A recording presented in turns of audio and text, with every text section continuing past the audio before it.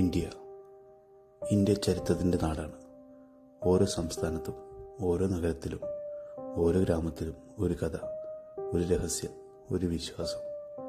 പക്ഷേ ചില സ്ഥലങ്ങൾ ചരിത്രത്തിൽ മാത്രമായി ജീവിക്കുന്നില്ല, അവിടെ ഭയവും ജീവിക്കുന്നു. ഇന്ന് ഇന്ത്യ അൺടോൾഡിൽ നിങ്ങൾ കൊണ്ടുപോകുന്നത് രാജസ്ഥാനിലെ ഒരു ശപിച്ച നഗരത്തിലേക്കാണ്, ഒരു കോട്ടയിലേക്ക്. ഇന്ത്യയിലെ ഏറ്റവും ഭീകരമായ ഹോണ്ടഡ് പ്ലേസായ പലരും വിശ്വസിക്കുന്ന ഒരു സ്ഥലം, ബംഗാർ ഫോർട്ട്.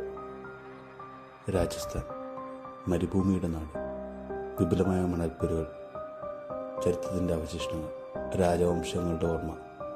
പകൽ സമയത്ത് ബംഗാർ ഒരു സാധാരണ സഞ്ചാര കേന്ദ്രം മാത്രമാണ്. ടൂറിസ്റ്റുകൾ, ക്യാമറ ക്ലിക്കുകൾ, ചരിത്രത്തിൻ്റെ വിവരണം.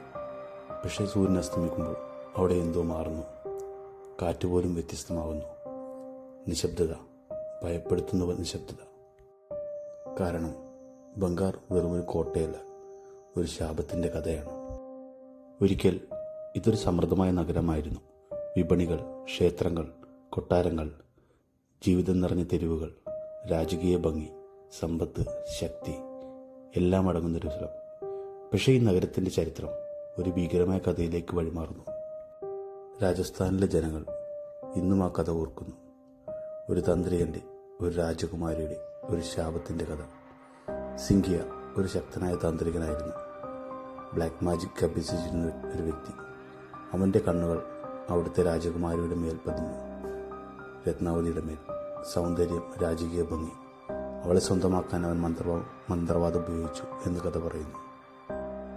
ആ താന്ത്രികൻ രാജകുമാരിക്ക് ഉപയോഗിക്കാനുള്ള സുഗന്ധ എണ്ണയിൽ മന്ത്രങ്ങൾ ഉപയോഗിച്ച് ഒരു കപട പദ്ധതി നിർമ്മിക്കുന്നു. പക്ഷേ ചരിത്രം ഇവിടെ ഒരു ഭീകരമായ തിരിവെടുക്കുന്നു. രാജകുമാരി ആ വഞ്ചന തിരിച്ചറിഞ്ഞു. അവൾ ആ എണ്ണ ഒരു കല്ലിലേക്ക് വലിച്ചെറിഞ്ഞു. കല്ലുരുണ്ടു, താന്ത്രികനെ തകർത്തു. മരണത്തിൻ്റെ നിമിഷത്തിൽ സിംഘ്യ ഉച്ചരിച്ചു എന്ന് വിശ്വസിക്കപ്പെടുന്ന വാക്കുകൾ ഇങ്ങനെയായിരുന്നു: ഈ നഗരം ഒരിക്കലും സമാധാനം കാണില്ല, ഇവിടെ ആർക്കും ജീവിക്കാൻ പറ്റില്ല. ഒരു ശാപം. പക്ഷേ അതിനുശേഷം സംഭവിച്ചതാണ് ജനങ്ങളെ ഇന്നും ഭയപ്പെടുത്തുന്നത്. ബംഗാർ മന്ദഗതിയിൽ ശൂന്യമായി. നഗരം അപ്രത്യക്ഷമായി. ജീവിതമില്ലാതെയായി. ഇന്നവിടെ ബാക്കിയുള്ളത് ഭിത്തികൾ, അവശിഷ്ടങ്ങൾ, ശൂന്യമായ കെട്ടിടങ്ങൾ. പക്ഷേ ആളുകൾ പറയുന്നു അവിടെ ശൂന്യം മാത്രമല്ല. ബംഗാർ ഫോർട്ടിൻ്റെ പ്രവേശന കവാടത്തിൽ ഒരു ഔദ്യോഗികമായ ബോർഡ് ഇന്നും അവിടെയുണ്ട്: ആർക്കിയോളജിക്കൽ സർവേ ഓഫ് ഇന്ത്യ. സൂര്യാസ്തമനത്തിന് ശേഷം പ്രവേശനം നിരോധിതം. ഇതൊരു ജനക്കഥയല്ല, ഇത് സർക്കാർ മുന്നറിയിപ്പാണ്. ചോദ്യം: എന്തുകൊണ്ട്? സൂര്യാസ്തമനത്തിന് ശേഷം ടൂറിസ്റ്റുകൾ മടങ്ങുന്നു. കോട്ട നിശബ്ദതയിൽ മുങ്ങുന്നു. കാറ്റ് ശൂന്യമായ ഇടങ്ങളിലേക്ക് ഒഴുകുന്നു.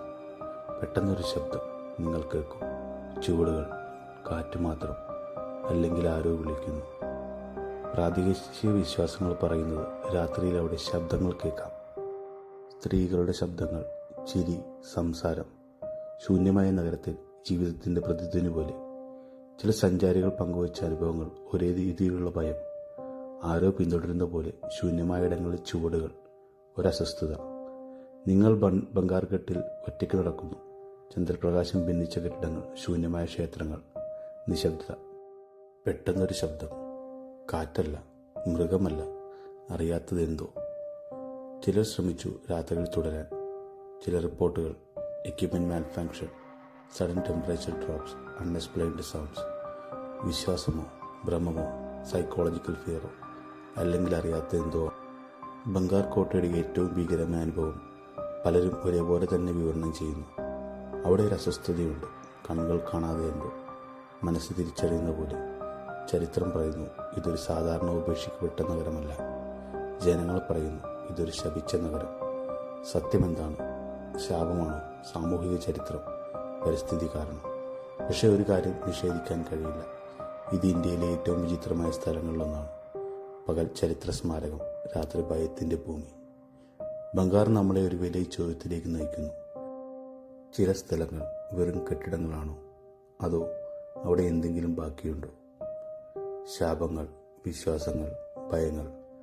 നമ്മൾ വിശ്വസിച്ചാലും വിശ്വസിക്കാതിരുന്നാലും ചില സ്ഥലങ്ങൾ നമ്മളെ അസ്വസ്ഥരാക്കും. ബംഗാർ അത്ര. ഭയം ഒരു കഥയല്ല, അത് ചിലപ്പോൾ ചരിത്രമാണ്. ഇത്തരം മറഞ്ഞുപോയ ഭീകരമായ വിചിത്രമായ കഥകൾക്കായി ഞങ്ങളുടെ ചാനൽ സബ്സ്ക്രൈബ് ചെയ്യുക. കാരണം നമ്മൾ കഥയല്ല പറയുന്നത്, ഇന്ത്യയുടെ ഇരുണ്ട രഹസ്യങ്ങൾ തുറന്നു കാട്ടുന്നു. Thank you for watching.